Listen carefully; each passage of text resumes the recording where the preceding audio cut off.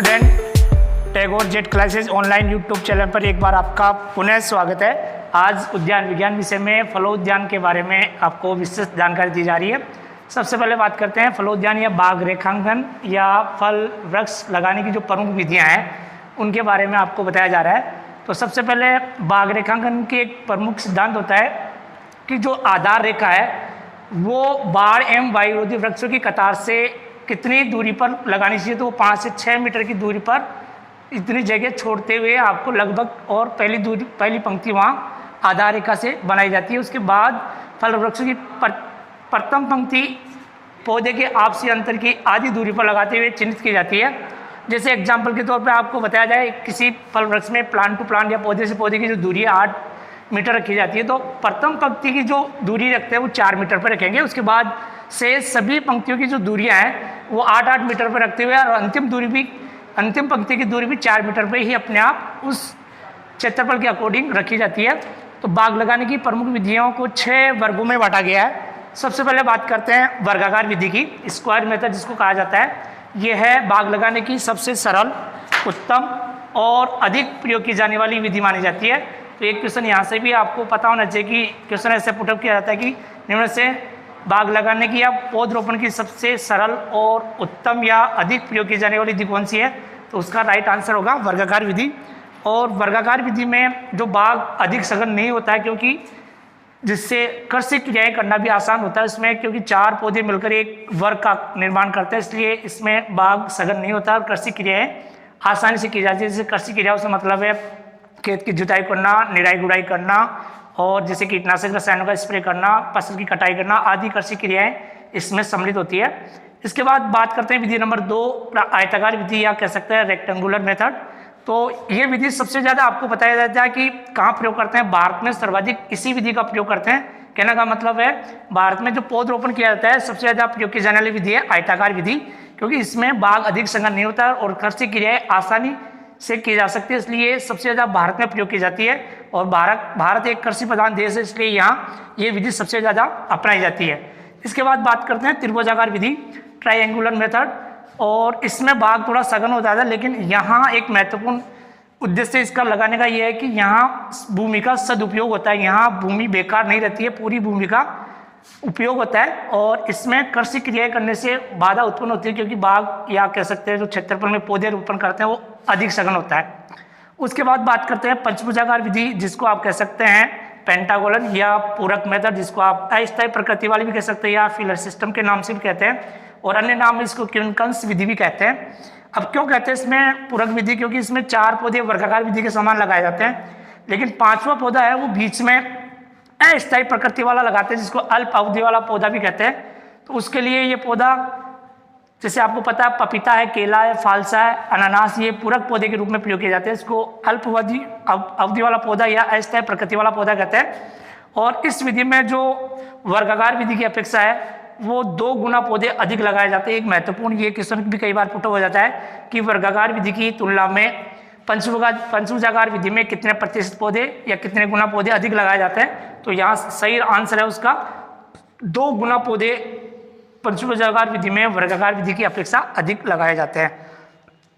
इसके बाद पंचभुजाकार विधि में चारों कोनों पर स्थायी पौधे तथा बीच में अस्थायी, जिसको आप कह सकते हैं अल्प अवधि वाला या फिलर प्लांट या पूरक वृक्ष लगाते हैं, जैसे पपीता है, फालसा है, केला, अनानास।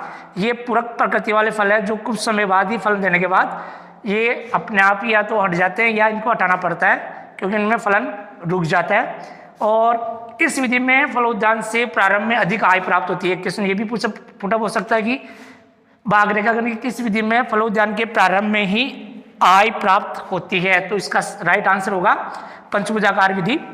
इसके बाद बात करते हैं विधि नंबर 5, षटभुजाकार विधि, जिसको हेक्सागोनल सिस्टम के नाम से जाना जाता है। इस विधि का अन्य नाम कह सकते हैं, जैसे इस विधि को समत्रिबाहु त्रिभुज भी कहते हैं, क्योंकि इसमें समान त्रिभुज 3 भागों में बढ़ता है, जिससे षटकोण का निर्माण होता है और वो समत्रिबाहु त्रिभुज में प्रतीत होता दिखता है। इस विधि में 6 पौधे मिलकर एक षटकोण का निर्माण करते हैं, जिसमें षटकोण विधि या इसको षटभुजाकार विधि भी कहते हैं। यह है बाग रेखांकन की सबसे सघन विधि कहलाती है, क्योंकि इसमें बाग सघन हो जाता है, जिससे कृषि क्रिया जैसे आपको बताया जा रहा है इस तरह से लाइनें होती है और इन लाइनों में इस तरह पौधे को रोपित करते हैं और ये बाग इस तरह से सघन होता है। तो जहाँ ये क्रॉस हो रहा है वहाँ 6 पौधे मिलकर एक षटकोण का निर्माण करते हैं, इसलिए यहाँ कृषि क्रियाएं करना आसान नहीं होता है या बाधा उत्पन्न होती है। तो इसमें ये भी क्वेश्चन पूछा था बाग रेखा की कौन सी विधि सबसे ज़्यादा सघन कहलाती है, सबसे सघन विधि है, तो वो इसका राइट आंसर होगा षटभुजाकार विधि। और एक महत्वपूर्ण जानकारी ये है कि कई बार अक्सर पूछ लिया जाता है कि शहरी क्षेत्रों के आसपास या कह सकते हैं जहाँ भूमि महंगी होती है, काफ़ी कॉस्टली होती है, वहाँ बाग रेखांकन की या पौधरोपण कौन सी विधि सबसे ज़्यादा उपयोगी है, सबसे ज़्यादा कौन सी प्रयोग करते हैं। तो एक तो यहाँ से क्वेश्चन आपको पूछा जा सकता है कि शहरी क्षेत्रों के आसपास पौधरोपण कौन सी विधि उपयोगी है या कौन सी पौधे विधि से पौधरोपण करते हैं, या कह सकते हैं शहरों में महंगी भूमि होने पर बाग रेखांकन की कौन सी विधि प्रयोग करते हैं। तो उसका राइट आंसर होगा षटभुजाकार विधि। फिर एक और आता है, मेन क्वेश्चन आता है कम स्थान या महंगी भूमियों पर पौधरोपण हेतु सर्वोत्तम विधि मानी जाती है। तो उसका भी राइट आंसर ये दूसरे वे में इस तरह पूछा जा सकता है कि महंगी भूमियों पर पौधरोपण के लिए कौन सी विधि प्रयोग करते हैं, तो उसका भी राइट आंसर होगा षटभुजाकार विधि। उसके बाद विधि नंबर 6 आता है समोच्च रेखा विधि या कंटूर सिस्टम, जिसको कंटूर फार्मिंग भी कहते हैं।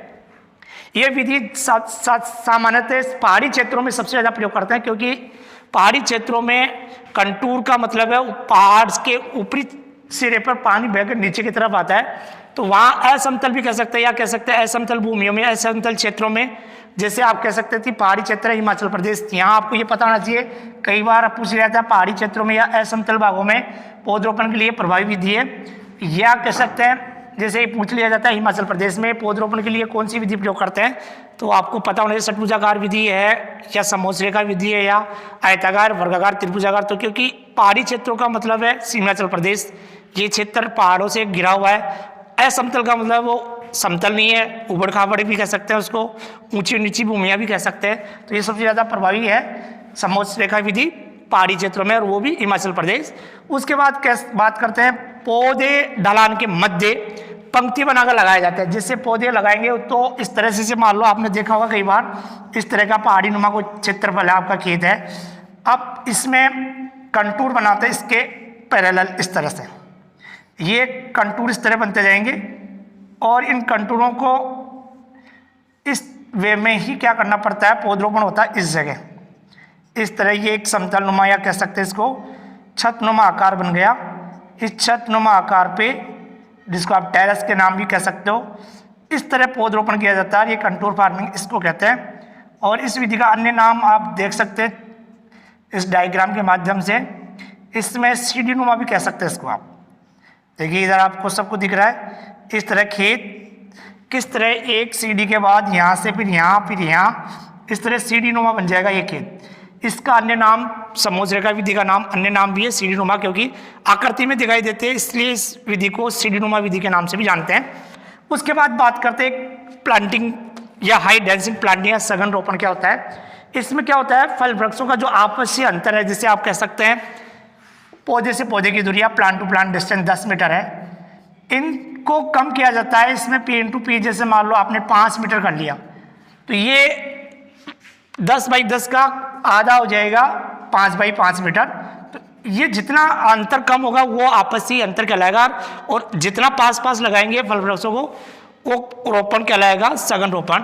अब सघन रोपण में बात करते हैं, जैसे आपने आम्रपाली आम की वैरायटी के नाम में पढ़ा है, तो इसमें 7 देसी किस्मों में 10x10 मीटर पर पौधे से पौधे की दूरी रखते हैं, पिट टू पिट या गड्ढे से गड्ढे का आकार रखते हैं। तो आम्रपाली के लिए ये अगर सघन रोपण के लगाना है तो इसमें 2.5 × 2.5 मीटर, यानी इसकी कम होती है, क्योंकि पौधा बोनापन का है या कह सकते हैं बोनी प्रजाति है, इसलिए इसमें अंतर दूरी कम रखते हैं। इसलिए अगर आपको पूछा जाए दशहरी किस्म में सघन रोपण के लिए, तो यहाँ 5x5 मीटर इसमें प्लांट टू प्लांट डिस्टेंस रखी जाती है। इसी के बाद बात करते हैं जैसे पिट गड्ढा, पौधरोपण के लिए सबको पता है फल वृक्ष लगाने के लिए गड्ढा तैयार होता है। तो अगर आपको जून में रोपण करना या कह सकते हैं जुलाई या वर्षा ऋतु में अगर रोपण करना, तो मई जून में पौधरोपण के लिए गड्ढे तैयार किए जाते हैं। और अगर बसंत या फरवरी में अगर आपको पौधरोपण करना है तो जनवरी माह में गड्ढे तैयार किए जाते हैं। इसी के आधार पर जो पौधे लगाते हैं उनमें से आपने देखा कटहल, आम, इनमें जो ये अधिक ऊंचाई वाले पौधे कह सकते हैं बड़े आकार के फल वृक्ष हैं, तो इसमें plant to plant distance 10 by 10 metre रखते हैं। और जैसे मध्यम आकार के फल वृक्ष है जैसे आंवला है, लीची है, चीकू, इनके लिए 9 बाई 9 मीटर। अमरूद और बेर इनके लिए 8 बाई 8 मीटर। और नींबू जिसमें कागजी नींबू, लेमन है, आपके रंगपुर लाइम है, कन्ना खट्टा है, माल्टा मौसमी है, संतरा है, खजूर है, अनार है, नाशपाती है, इनके लिए 6 बाई 6 मीटर। और अंत में जो पपीता है, केला, फालसा और अंगूर, इनके लिए 3 बाई 3 मीटर पर पौधरोपण के लिए गड्ढे तैयार किए जाते हैं, या कह सकते हैं पौधे से पौधे या पिट टू पिट या गड्ढे से गड्ढे की दूरी कितनी होती है। तो यहाँ देखिए, यहाँ जो सबसे छोटे आकार के पौधे हैं उनके लिए पिट साइज होता है 50 × 50 सेंटीमीटर। और जो मध्यम आकार के फल वृक्ष है उनके लिए गड्ढे का जो आकार होता है, लंबाई, चौड़ाई और गहराई 75 × 75 × 75 सेंटीमीटर। और बड़े आकार की जो फल वृक्ष है, आम और कटहल, उनके लिए 1 घन सेंटीमीटर भी कह सकते हैं। 1 × 1 × 1 मीटर का मतलब होता है 1 घन सेंटीमीटर इनका गड्ढे का आकार होता है। तो यहाँ से भी कोई क्वेश्चन जैसे आपसे पूछा जाए भाई आम के लिए गड्ढे का आकार होता है, या हो सकता है आंवले के लिए गड्ढे का आकार होता है, या हो सकता है जैसे मान लो आपने चिक्कू या लीची के लिए गड्ढे का आकार कितना होता है, या फिर इनकी प्लांट टू प्लांट डिस्टेंस से पूछा जाता है। तो इसमें से मेन क्वेश्चन आपको एक तो यहाँ से देखना है कि नींबू में अक्सर पूछा जाता है कि कागजी नींबू में पौधे से पौधे की दूरी कितनी रखते हैं, 6 मीटर या 6 बाई 6 मीटर। या फिर जैसे मान लो पपीता और केला, इनमें कम दूरी पर रखते हैं, या अंगूर 3 बाई 3 मीटर पर। और अगर पूछा जाए जैसे मान लो सघन बागवानी के लिए कौन सी वैरायटी है, तो आम्रपाली और दशहरी। तो दशहरी के लिए इसलिए क्योंकि 5 बाई 5 मीटर पर लगाते हैं, और आम्रपाली 2.5 बाई 2.5 मीटर पर लगाते हैं। तो इसमें आपसी अंतर कम होता है, और ये दोनों प्रजातियां क्या है, संकर किस्में, इसलिए इनकी अंतर दूरी कम होती है। तो ये एक फलोद्यान का प्रबंधन में प्रमुख विधियां हैं। और इस वीडियो में सघन रोपण में कौन सी विधि है और कौन कौन से की कितनी दूरी रखते हैं और कितने इसकी गड्ढे का आकार है और गड्ढा कब खोदा जाता है, वो भी आपको टाइमिंग पता होना चाहिए। और एक बात इसमें और याद रखना है, जो पौधरोपण किया जाता है वो हमेशा 2 बार किया जाता है, एक तो वर्षा ऋतु में, सबको पता होना चाहिए, और एक बसंत ऋतु में। ये 2 टाइमिंग होता है, ये पौधरोपण का भी टाइमिंग है और कलम तैयार करने का या जो आप ग्राफ्टिंग या टी क्लिकाइन करते हैं वो दोनों सेम टाइम होता है। लेकिन यहाँ गड्ढे तैयार करने का समय पूछ लिया जाए वर्षा ऋतु में तो जून में, और बसंत ऋतु में अगर पौधरोपण करना तो जनवरी में गड्ढे तैयार करना आप।